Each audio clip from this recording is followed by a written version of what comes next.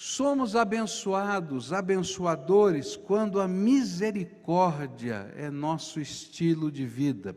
E a bem-aventurança que vamos estudar hoje diz assim: bem-aventurados os misericordiosos, pois obterão misericórdia. Misericórdia é a capacidade de entrar em outra pessoa, até que possamos ver com os seus olhos, pensar com a sua mente e sentir com o seu coração. É uma espécie de simpatia ou empatia, é sentir com, é sofrer com. É interessante que quando a gente está... Tem coisas que a gente é mais sensível e tem coisas que a gente é menos sensível, né?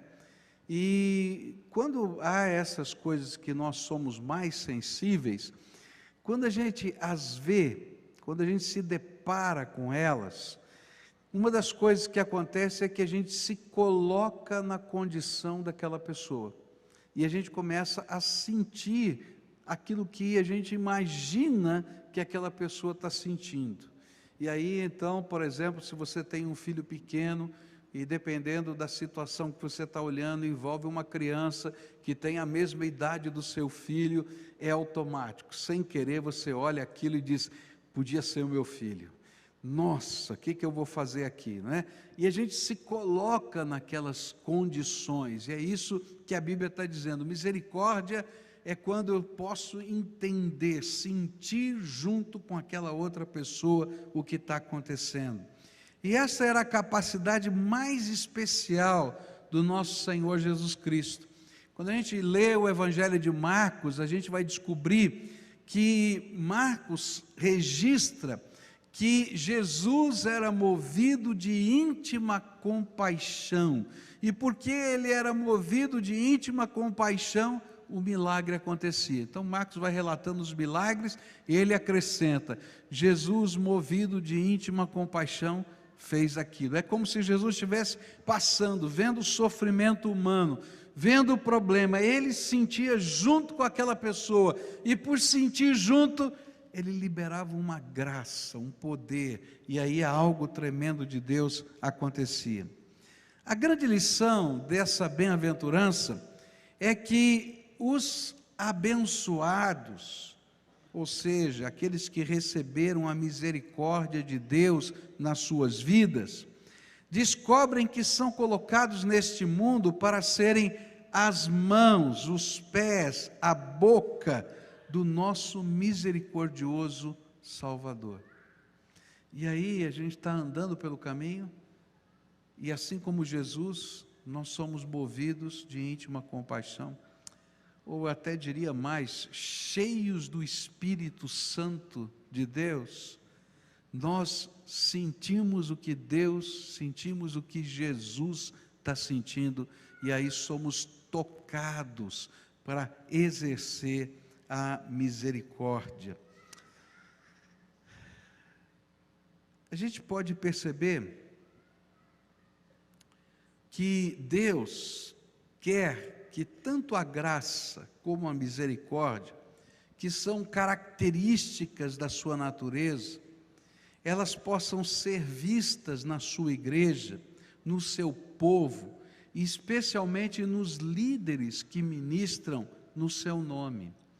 Se você estiver aqui na igreja e não perceber misericórdia nas pessoas que estão aqui dentro, você não vai querer voltar aqui nesse lugar. Mas aquilo que foi dito aqui, não é que a igreja precisa ser acolhedora, tem tudo a ver com o lugar e com a pregação. Se a gente prega uma mensagem, não é? E essa mensagem não pode ser sentida como uma verdade, não pode ser percebida como uma verdade na sua vida, então, querido, você vai embora vazio do jeito que entrou. Quando eu estava no seminário, eu tinha um sentimento, né? Porque tem alguns pregadores que têm um vozeirão, né? E falam assim com uma veemência, né? E você já viu que a minha vozinha é fraquinha, né? Se não tiver um microfone você não vai ouvir. e o meu tom é meio monótono, né? Porque é meio mansinho assim, e eu ficava pensando, né? Esse negócio de pregar vai ser difícil para mim, né? Porque eu não levo o jeito desses pregadores, né? Que fazem discurso, que fazem aquela coisa toda.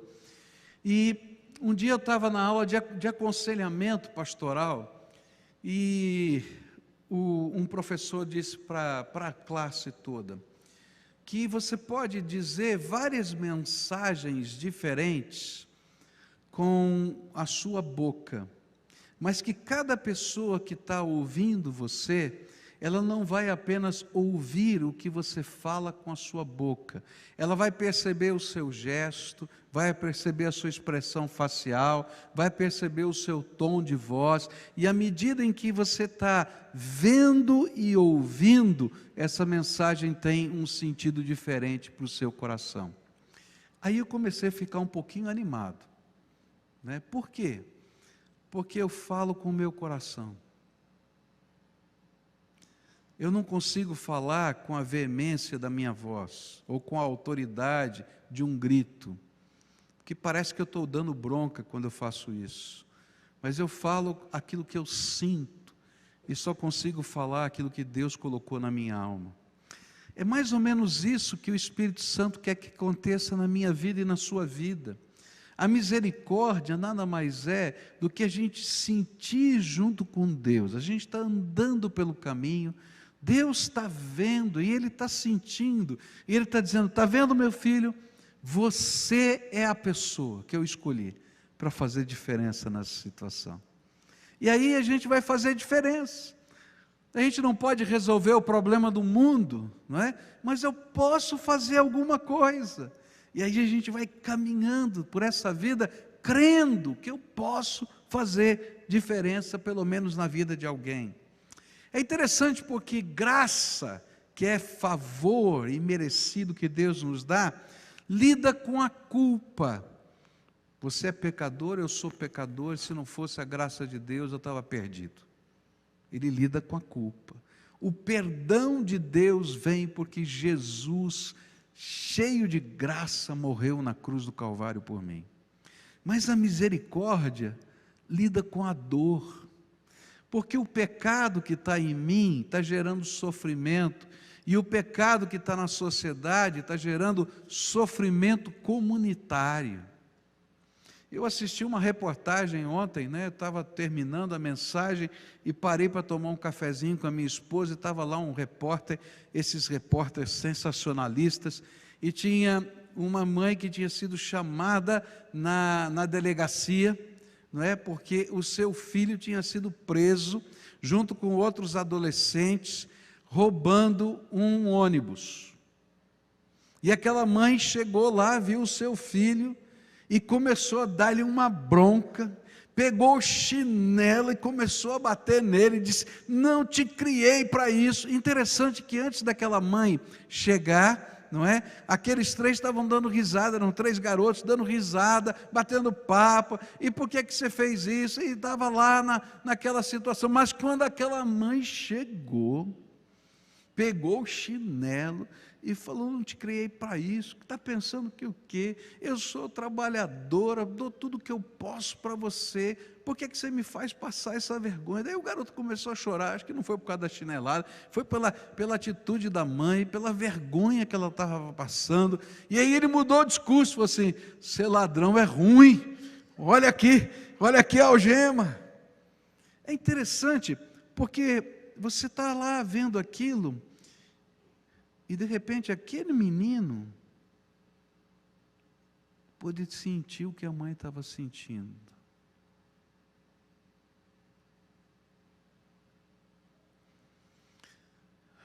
Misericórdia é quando a gente tem a capacidade de sentir o que Deus está sentindo, e não parar diante da realidade e ficar assistindo como se não tivesse nada a ver com a gente. E aí a gente se sente compelido a fazer alguma coisa. O que era a vontade do Senhor é que nós nos dispuséssemos a sermos os próximos das pessoas que estão à nossa volta. Por isso Jesus contou uma parábola, a parábola tão conhecida do bom samaritano. Ele falou que existem 2 mandamentos que resumem toda a vontade de Deus para o homem. É interessante, a palavra de Deus está cheia de valores para a nossa vida, mas desses 2 mandamentos procedem todos os valores. Primeiro, ame a Deus com todo o seu coração, com toda a sua alma, com todo o seu entendimento. E depois, ame o seu próximo como você mesmo. E aí, esses 2 mandamentos foram uma resposta a uma pergunta feita a ele, de qual eram os mandamentos mais importantes, ou qual era o mandamento mais importante. E quando Jesus respondeu assim, aquele doutor da lei queria fazer uma pegadinha para Jesus, e disse assim: tá bom, mas quem é o meu próximo? E aí Jesus conta a parábola daquele homem que está no meio de um caminho perigoso, uma estrada perigosa, e ele é assaltado, um ladrão o rouba e o espanca e o deixa caído na beira da estrada. E ele está lá na beira da estrada, quando passa um sacerdote, e esse sacerdote diz: eu não posso fazer nada, porque eu trabalho por escala, e a minha escala lá no templo é hoje, leva 1 ano para eu ser sacerdote de novo, para estar lá no templo, e se eu tocar alguém que está morto, eu não sei se ele está morto ou está vivo, se eu tocar alguém que está morto, não é? Eu fico impuro e não posso exercer o meu ministério. E passa o levita, e o levita também olha para aquilo e não faz nada. E aí passa um samaritano, e o samaritano era a pessoa que o judeu odiava, não gostava, achava que era um povo ruim. E aquele samaritano para ver se aquele homem está vivo ou está morto, trata das feridas dele, põe no seu animal, leva até uma estalagem e paga a conta de todo o cuidado que o estalajadeiro teria com ele. E aí Jesus olha para aqueles homens e pergunta: quem vocês acham que foi o próximo daquele que estava lá, caído no chão? E aí eles tiveram que dizer com má vontade, não é? O samaritano. O que Jesus está tentando nos ensinar é que não importa quem é a pessoa, não importa quem, presta atenção, não importa quem é a pessoa, Deus ama a cada um. E se você é alvo da graça e da misericórdia de Deus, você já experimentou isso na sua vida, você vai ser instrumento de Deus naquele momento e naquela hora. E sabe, se você não for instrumento de Deus, Deus vai levantar alguém, mas você vai perder a bênção. Porque o que Jesus está dizendo é que há uma bênção na gente exercer a misericórdia. Porque na economia do reino de Deus, existe uma regra que é diferente da regra do mundo. E essa regra está aqui colocada da seguinte maneira, em Lucas capítulo 6. Dai e dar-se-vos-á, boa medida, recalcada, sacudida, transbordante, generosamente vos darão, porque com a medida com que tiverdes medido, vos medirão também. Há uma regra no reino de Deus. É como se misericórdia fosse um círculo vicioso. Quanto mais eu entrego misericórdia, mais eu recebo misericórdia, tanto de Deus quanto dos homens.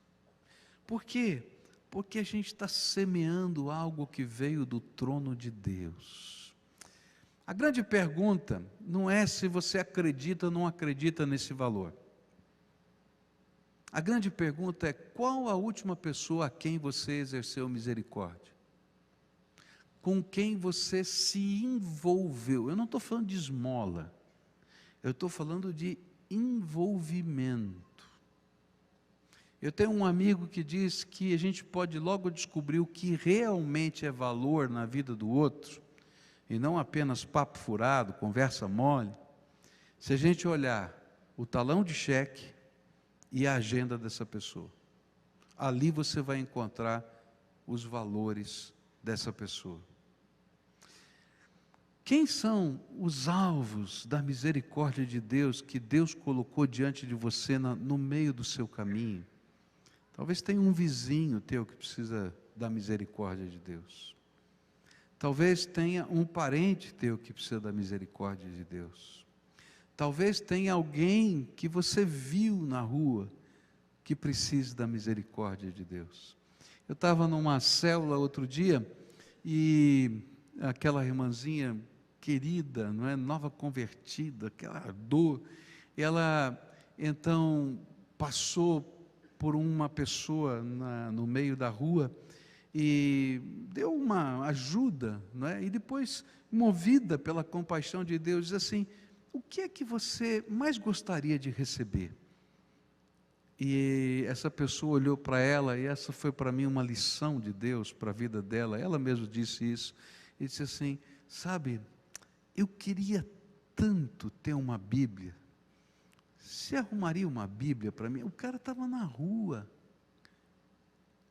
Aquilo foi tão forte que ela disse: eu te arrumo uma Bíblia agora. Ela foi correndo para o serviço, pegou a Bíblia que estava lá na mesa dela e voltou outra vez e entregou a Bíblia na hora.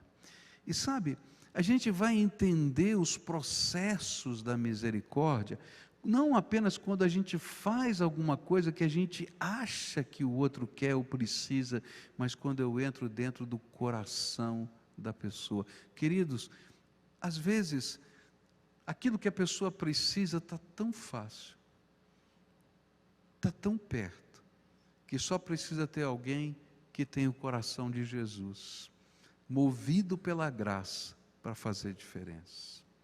Segunda coisa, segundo nuance desse mesmo princípio, que somos abençoados, abençoadores, vai aparecer no versículo 8, onde diz assim: bem-aventurados os puros de coração, pois verão a Deus.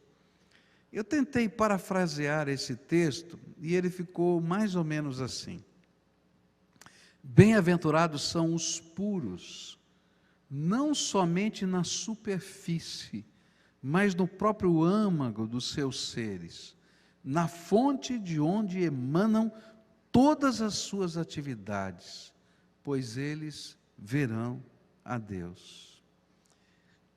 O que a palavra de Deus vai nos ensinar é que o coração, aqui dentro da gente, é um manancial do bem e do mal nas nossas vidas. Todo o bem que você pode fazer tem que vir daqui. Agora eu quero dizer, todo o mal que você não quer fazer já está vindo daqui. A Bíblia diz que é do coração que procedem os maus desígnios, homicídios, adultérios, prostituições, furtos, falsos testemunhos, blasfêmias. Foi por isso que Jesus disse o seguinte em Mateus 15, versos 19 e 20. Olha só que coisa tremenda. Pois do coração saem os maus pensamentos, os homicídios, os adultérios, as imoralidades sexuais, os roubos, os falsos testemunhos e as calúnias. Essas coisas tornam o homem impuro, mas o comer sem lavar as mãos não o torna impuro. Jesus falou essas coisas porque os fariseus, eles eram experts, tá, em limpeza, mas não na limpeza apenas da casa, das coisas, mas em limpeza cerimonial. Para você ter uma ideia, para lavar louça, tá, o fariseu havia inventado um ritual de lavar louça. Eu detesto lavar louça. Tem alguém que gosta de lavar louça aqui? Meu Deus, tem algumas pessoas que gostam. Abençoados, louvado seja Deus. Quem não gosta de lavar louça aqui? Tem muita gente que não gosta de lavar louça. É ruim, fala a verdade. Não, vamos falar, tem que lavar, a gente tem que lavar, quando precisa a gente lava. Mas assim, eu sou apaixonado, só você, viu? Porque eu não consigo, né? Agora você imagina lavar a louça ritualmente. Pega o prato sujo, levanta para o céu, desce para cá, vira para a direita, vira para a esquerda, lava nessa posição, vira, lava na outra posição, molha assim, molha assim. Já pensou? Esse era o fariseu. Ele lavava a mão ritualmente. Quando você chega em casa com fome, meio-dia, depois que levantou às 6 da manhã, está desesperado para comer, não tomou nem cafezinho, nada, né? Você vai lavar a mão, tem que lavar a mão, tá certo. Você lava, vai sentar na mesa, né? E alguns dizem assim, obrigado, Senhor, vamos lá, manda bala, né? Nem oração, né? Agora você imagina, o fariseu, lava a mão daqui, lava a mão de lá, depois faz assim, depois faz essa, deixa escorrer a água até o cotovelo. É sério, não estou brincando. E aí Jesus vai dizer para essas pessoas que uma pessoa não fica pura, limpa pelas cerimônias de limpeza. Ela só fica pura e limpa quando algo de Deus acontece dentro do coração da gente. É interessante quando a gente vai ver o Salmo 51. O Salmo 51 revela um momento na vida de Davi que ele está em pecado. E ele ainda não, ele está sendo confrontado pelo profeta Natan. E Natan lhe fala do seu pecado, e agora ele começa a confessar o seu pecado. Ele escreve 2 salmos, um deles é o 51, e ele vai dizer uma coisa interessante, que ele participava dos rituais do culto para perdão dos pecados, e ele passava pelo sacerdote que molhava no hisopo, né, que era uma planta que parece uma esponja, e ele molhava ali no sangue do cordeiro e aspergia o sangue do cordeiro sacrificado e dizia: rei, o senhor está purificado. E ele saía da cerimônia e dizia: meus ossos doem, meu coração está amargo, porque, queridos, não tem cerimônia religiosa que purifique o coração. Só Jesus entrando lá dentro e derramando graça. E sabe, é uma coisa tão tremenda, porque a gente tem que entender essa obra do que Jesus está explicando aqui de pureza de coração. Ela envolve 2 processos maravilhosos de Deus, que estão revelados no livro de Zacarias, capítulo 3. No livro de Zacarias, capítulo 3, conta uma visão, e nessa visão, Satanás está se opondo ao sumo sacerdote Josué, e ele está dizendo: esse homem não tem condições de ser sumo sacerdote desse povo, olha só, ele está todo imundo.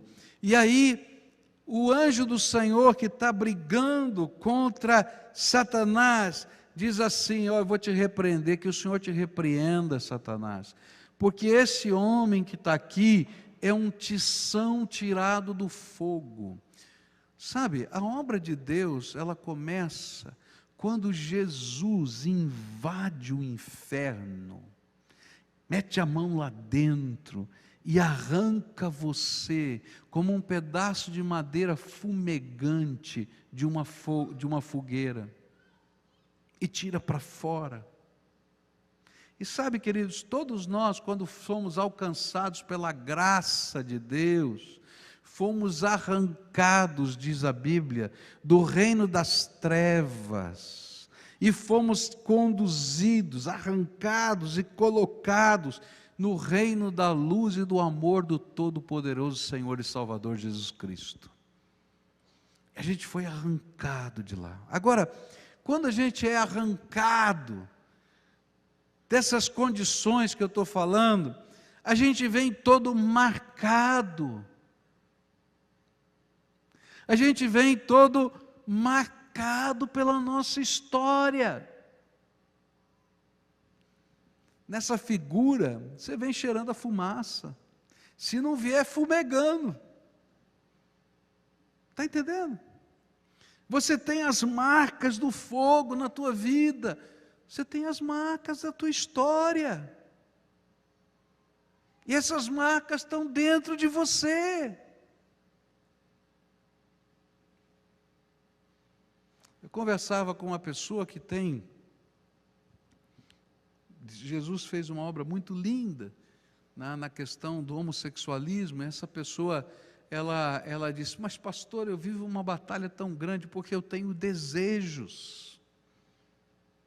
E eu disse para ele assim, olha, você não é o único.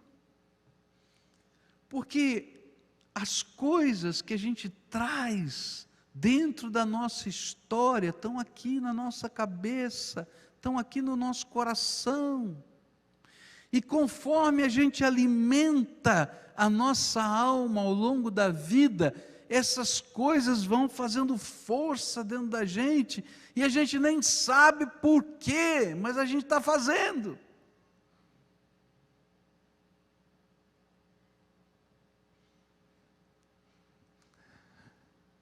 Se você começa a assistir um filme pornográfico, daqui a pouco você está querendo repetir aquelas cenas na tua vida. Você está entendendo? Você vai alimentando aquilo dentro de você. A Bíblia diz que a boca fala do que o coração está, e a gente faz do que o coração está cheio. Por isso, lá no livro de Zacarias, capítulo 3, a história da salvação nesse sumo sacerdote Josué não termina com ele sendo arrancado, um tição arrancado do fogo. Isso tem a ver agora com essa explicação de Jesus. Bem-aventurados os puros de coração, porque eles verão a Deus. E lá naquela história, isso está concretizado de uma maneira bonita. E como ele está concretizado? O anjo do Senhor para de discutir com Satanás, e ele começa a tirar a roupa suja do sacerdote. Vamos trocar essa roupa aqui, porque ela está suja. Vamos colocar os sininhos, que quer dizer santidade. Vamos colocar aqui uma tiara dizendo propriedade exclusiva do Senhor. E aí o profeta fica tão envolvido com a visão que ele está tendo, que ele diz, ô anjo, troca o chapéu também, põe a mitra nova. Queridos, essa é a obra da santificação na nossa vida. Você está entendendo? Deus está fazendo essa obra. Deus está fazendo essa obra. Deus está fazendo essa obra. Está trocando a roupa. Bem-aventurados aqueles que se deixam purificar, porque eles vão ver a Deus. A obra de Deus não terminou na tua vida, Ele tem muito mais para fazer aí com você. E sabe, esse é um processo que às vezes a gente não enxerga, porque ele tem que ser, em alguns momentos ele é tão concreto, mas em outros momentos ele é tão subjetivo, e que Deus tem que usar ferramentas da sua graça para trabalhar na nossa vida. Tinha uma jovem convertida da Umbanda, do Candomblé, e tremendamente fustigada, perturbada por Satanás. E aí a célula dessa moça, vendo o processo dela de conversão e entendendo as batalhas dela, um dia disseram para ela assim, nós vamos fazer um culto na sua casa, nós queremos orar por você na sua casa. E aí eles foram lá aquele dia e fizeram aquele culto. E quando eles estavam orando, o Espírito Santo ministrou no coração deles, disse assim, olha, se tem alguma coisa aqui que Deus não se agrada. E ela disse: eu tenho todas as roupas do meu antigo culto. E ela começou a tirar aquelas roupas todas ali. E ele disse: não, mas tem mais. Mas eu tenho os livros do meu antigo culto. E colocou. Eu tenho os colares. Eu tenho tudo isso guardado aqui. Ela começou a tirar. E aí um daqueles jovens disse para ela assim: mas escuta, você agora é do Senhor. E por que você guarda tudo isso? E ela disse: porque custou caro. Isso aqui custa muito dinheiro. E algumas dessas coisas eu gosto, acho bonitas. E aí eles falaram assim: mas isso não tem mais nada a ver com a tua vida. Não importa se custou caro ou barato, isso aqui tem a ver com o teu passado. Sabe, às vezes a gente tem um encontro com o Senhor, mas não deixa Ele purificar o nosso coração, porque custou caro lá no passado algumas coisas, ou seja, ainda nos são caras estas coisas. E Deus tem que trabalhar transformação na nossa vida. Mas às vezes a gente não percebe, está guardado num armário do nosso coração. E aí a gente vive perturbado. A gente vive perturbado, porque o coração não está puro, e a gente não consegue entender.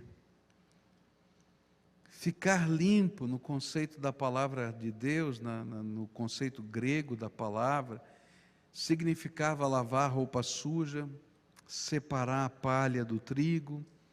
Quando usava essa palavra em termos do exército, queria dizer depurar o exército de todo covarde, descontente, incapaz. Quando falava do leite que não era misturado. Quando falava do metal, era do metal purificado. E a Bíblia nos ensina como ter um coração puro. A Bíblia diz assim: bem-aventurados aqueles que lavam as suas vestes no sangue do Cordeiro, para que tenham direito à árvore da vida e entrem na cidade pelas portas. Só há um meio: deixar-se ser lavado pelo sangue de Jesus e permitir que aquele que por nós morreu nos purifique, não apenas nos arranque como um tição, mas agora Ele vai lapidar a nossa vida. Você já pegou madeira que está meio queimada? A gente tem que desbastar essa madeira, senão não dá para recuperar.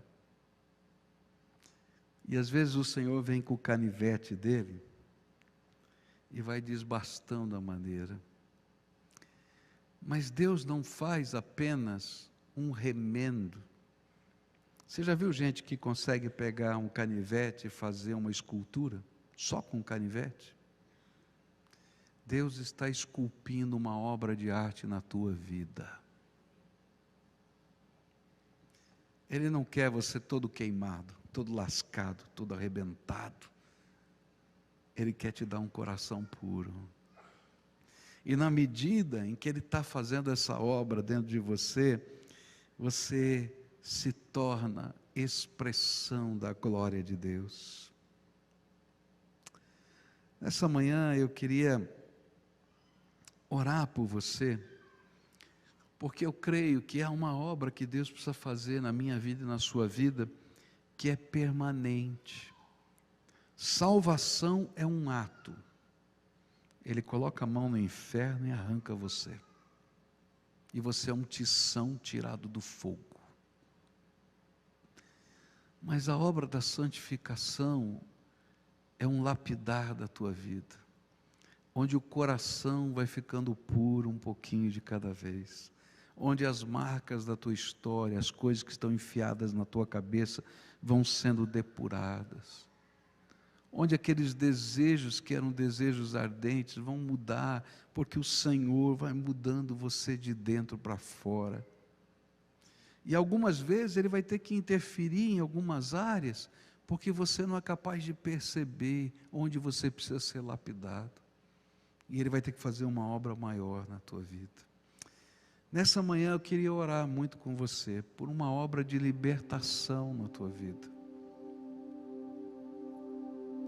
Coração puro permite a gente ver de perto Jesus. A gente vai sentir, vai perceber, e é a presença dEle que nos fortalece. É a companhia dEle. Você não vai conseguir ter um coração puro sozinho. Você precisa da intervenção do Espírito Santo, libertadora e transformadora. Há áreas da tua vida que são simples para você lidar, e há outras áreas que são uma batalha. E olha, muitos de nós temos a sensação que se a gente conseguisse vencer essa área de conflito na nossa vida, a gente seria o mais santos de todos os homens da terra. Mas aí quando a gente vence, o Senhor abre os nossos olhos e a gente descobre que tem tantas outras coisas para mexer. E eu louvo a Deus, porque Ele não desiste desse tição aqui chamado Pascoal. E Ele continua lapidando todo dia, todo dia. E eu quero a intervenção dEle todo dia. Em algumas áreas, Ele vem com mansidão, como uma lixa fina. Já viu lixa zero? Que a gente passa em cima do verniz. Quando me falaram isso, eu queria morrer. Disseram, olha, você passou o verniz, agora passa a lixa zero. Eu falei, vai estragar tudo que eu fiz. Ele falou, não, se você não passar, vai ficar tudo empururucado. Aí você passa, fica aquela coisa feia, tira a poeira e verniza de novo. E ele diz assim, agora dilui o verniz, 30%, 10%, esqueci até, tinha lá as regras lá. Passa de novo a lixa, depois vai mais outra vez. Você já viu aquela laca brilhante? Quando você chegar lá pela quinta, sexta, sétima camada, ela começa a ficar aquela laca brilhante. Deus está fazendo isso na tua vida. Nessa manhã eu queria orar por você. Se você se sente no inferno, Jesus quer enfiar a mão lá dentro e arrancar você agora. Mas se você já foi arrancado, Ele quer trocar a tua roupa. Ele quer mexer na tua história. Ele quer entrar nos armários. E Ele quer fazer coisas tremendas na tua vida. Por isso, se hoje o Espírito Santo de Deus está falando com você, porque Ele quer realizar algo transformador na tua vida, eu queria convidar você para vir aqui à frente, para a gente orar junto, e a gente buscar a face do Senhor, aquele que salva e aquele que santifica. Se o Espírito Santo está falando com você, então escuta a voz do teu Senhor, porque isso faz parte do processo de Deus na nossa vida. Então vai deixando o teu lugar agora, em nome de Jesus, aqueles a quem o Senhor está chamando, vai vindo para cá. Eu quero orar com você nessa manhã. Você que está em cima na galeria, Deus está falando com você, desce aqui a escada em nome de Jesus. Você que está aqui embaixo, o Espírito Santo de Deus está falando com você, vem para cá. Tem coisa tremenda de Deus para acontecer na tua vida.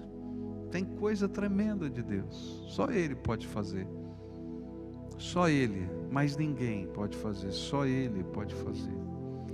Eu não sei se é lixa fina, se é lixa grossa, se é escultura que Ele tem que fazer. Não importa. Importa que Ele vai fazer o que for necessário para o melhor acontecer na tua história. E a gente se coloca na mão dEle e deixa Ele começar essa obra, continuar essa obra. E olha, essa obra não termina numa liturgia de oração. Ela não termina aqui. Você vai para casa, essa obra tem que continuar. E sabe, o agente dessa obra não é o pastor, porque o pastor é um pecador que precisa dessa mesma santificação. Em áreas diferentes talvez da tua, mas esse é o processo de Deus. Por isso a gente vai trancar a porta do quarto, vai falar com Ele. E aí o Espírito de Deus vai ministrar na nossa vida. E lembra qual era a palavra? Aqueles que têm o coração puro vão fazer o quê? Ver a Deus. Eu não sei como é isso, porque Deus é Espírito. Como é que você vai ver o Espírito? Mas o que eu creio é que a gente vai sentir a presença dEle. A gente vai sentir o poder dEle. A gente vai perceber a glória dEle. E é nessa manifestação da glória dEle, de glória em glória, diz a Bíblia, que a gente vai sendo transformado. Está entendendo? E tem alguns que são lá do Ceifar que eu estou vendo aqui, é para o resto da vida. Está entendendo? Eu venci, venceu hoje. Tem que vencer amanhã, tem que vencer depois de amanhã. É um dia de cada vez. Mas não é só para vocês, é para mim, é para ele, para ela, é para todos nós. Só tem a mudança dos focos. É um dia de cada vez. Está afim? Um dia de cada vez na presença do Senhor? Então agora curva a tua fronte e você vai orar. O que é que o Espírito Santo ministrou? O que é que está no teu armário? Que você tem que tirar fora agora. Você tem que tirar fora. Você vai falar com o Senhor. E você não consegue tirar. Então você vai pedir: Senhor, me ajuda a tirar. É muito pesado esse negócio aqui. Muito complicado. Me ajuda. Ministra na minha vida. Eu quero te ver, Senhor. Eu quero te ver, Senhor. Eu quero te ver, Senhor. Clama, clama. Clama a mim, responder-te-ei coisas grandes e firmes que tu não sabes, diz a palavra do Senhor. Pode clamar. Se você está vivendo um inferno, pode dizer: Senhor, eu sou um tição, me arranca daqui agora em nome de Jesus. Por favor, seja o meu Salvador. Agora eu quero orar por você.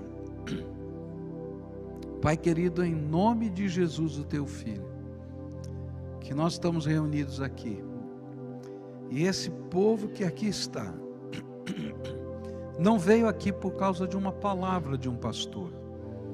Quem sou eu, Pai? Quem sou eu? Eles estão aqui porque eles ouviram a voz do teu Espírito no coração deles.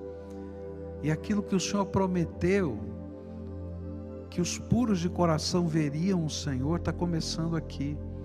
Porque o desejo de pureza é o primeiro passo na direção da pureza. E o Senhor está se revelando a eles. E aquilo que eles estão percebendo ou sentindo não é deles, é do Senhor. E eles colocaram diante do Senhor coisas muito grandes, muito pesadas. E eu quero te pedir: vem agora com a tua graça. Aqueles que estão ainda lá no fogo do inferno, o Senhor arranca fora e coloca no reino da tua luz. Aqueles, Senhor, que o Senhor já arrancou, mas estão ainda todos machucados e marcados, começa, Senhor, a lapidar com a tua graça, que o Senhor possa colocar a roupa nova, até a mitra, Senhor, tudo. E eu quero te pedir, Senhor, que a graça e a misericórdia do Senhor estejam com eles, cada dia, e quando eles te buscarem, a revelação da tua presença seja algo tão tremendo, que eles saibam que é o Senhor. É aquilo que eu oro no nome de Jesus. Amém e amém.